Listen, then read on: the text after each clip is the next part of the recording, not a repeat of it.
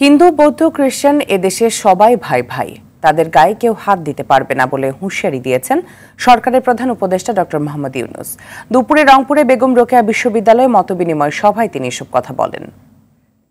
এখানে একটা কথা বারে বারে আসতেছে, এটাও তোমাদের বলি, পত্রপত্রিকা আসতেছে, খামোকা একটা জিনিস হিন্দুদের আক্রমণ করতেছে, বৌদ্ধদের আক্রমণ করতেছে। সংখ্যালঘু কয়জন আছে রে ভাই, কি জন্য তাদের নিয়ে টানাটানি করতেছে? এটা কি দেশের মানুষ না? তোমরা যখন দেশই রক্ষা করতে পারছো, কয়েকটা পরিবার রক্ষা করতে পারবে না? কষ্ট লাগে। সেও তোমাদের সঙ্গে ছিল, তার ছেলে তোমার সঙ্গে ছিল, কিন্তু বাড়ি গিয়ে দেখে যে তার লুটপাটওয়ালারা করতেছে এগুলো। কোনো যে ইচ্ছা করে আর হলেও অন্যের মদতে যারা ইন্ধন যোগাইতেছে, একটা গোলমাল লাগাই দেওয়া, গোলমাল লাগাইতে পারলে তাদের খুব মজা, যে আজকে ভালো লাগছে। সবসময় লেগে আছে তোমাদের আটকানোর ব্যবস্থা হয়, এটুকু আটকানোর বলে কেউ ছুটতে পারবে না। আমরা যত হিন্দু পরিবার, খ্রিস্টান পরিবার যত আছে, বলছে কেউ তার গায়ে আসতে পারবে। আমার ভাই, আমরা একসঙ্গে যুদ্ধ করছি, একসঙ্গে থাকবো।